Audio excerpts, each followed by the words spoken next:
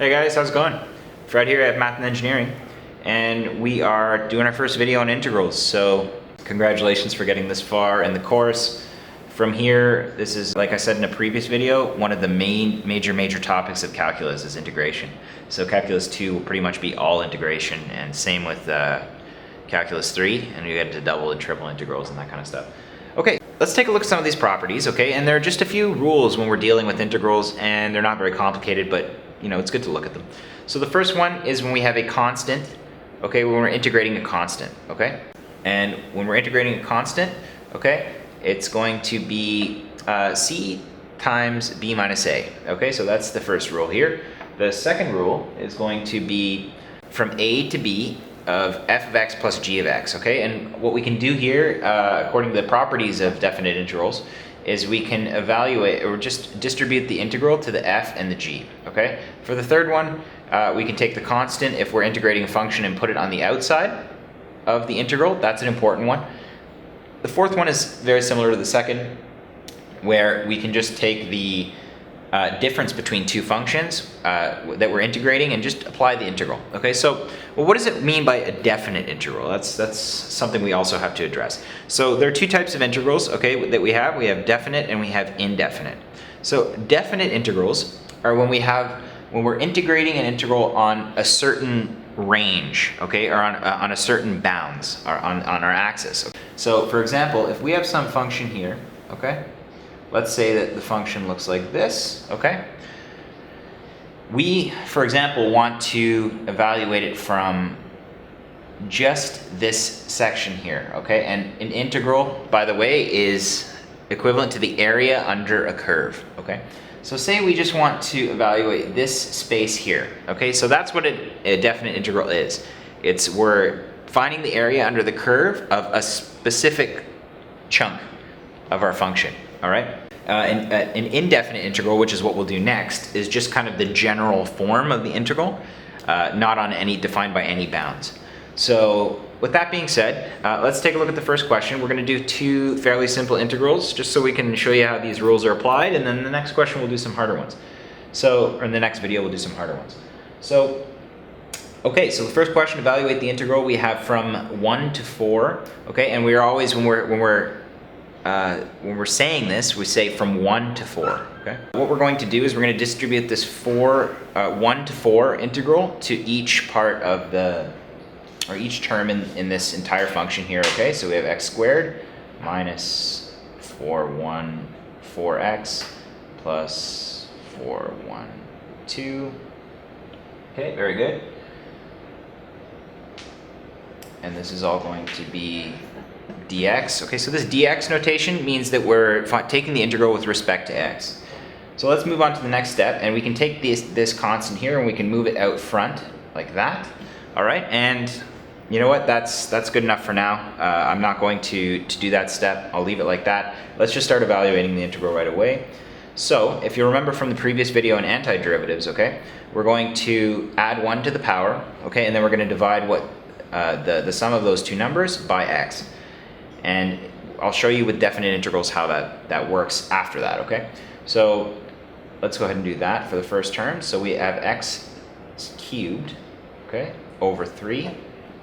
And this is the notation that we're going to use. We're going to draw a line here, and we're going to say that we're going to evaluate that from 4 to 1. All right, so that means that, or from 1 to 4 rather, but just remember that notation, okay? So then we have 2x squared from 4 to 1, and we have 2x evaluated from 1 to 4. Perfect. All right, so now we're on our way to solving this problem, and now what we need to do, let's distribute the bounds of the integral into the expression here, and we'll just go ahead and solve it. That's the last step of this problem, so I'm just going to go ahead and write it out. So we're going to apply this 4 in here, and we're going to subtract the 1 also input into this expression as x. Okay, we're going to carry that negative there. Let's go ahead and do that.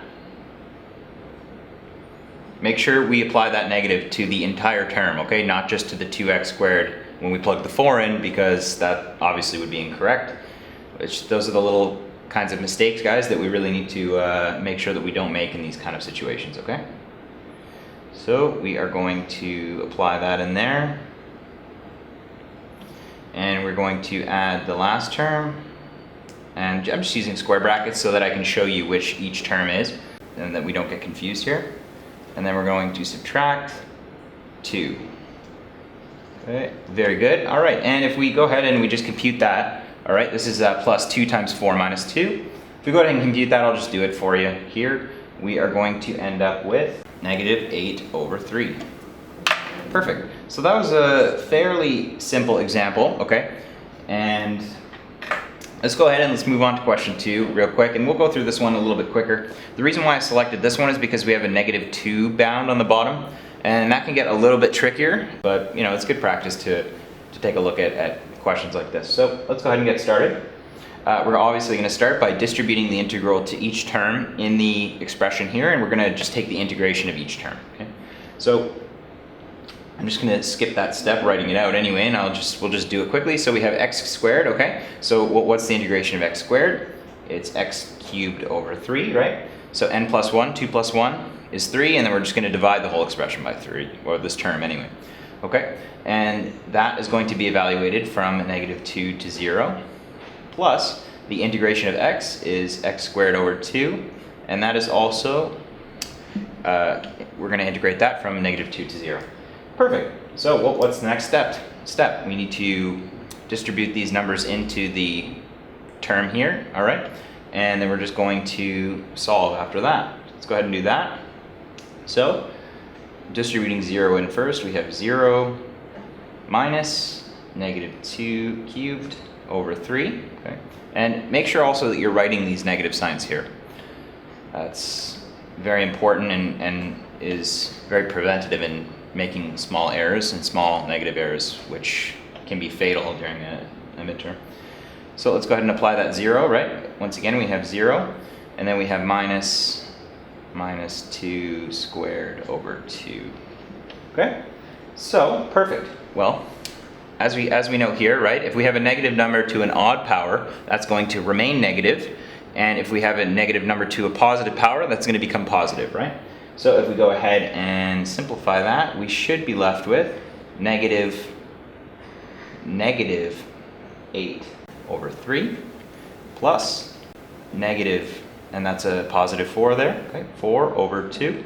All right, perfect. And that will simplify to 8 over 3 minus 4 over 2. And if we go ahead and simplify that once more, we should be left with, just taking the common denominator, we have 2 over 3.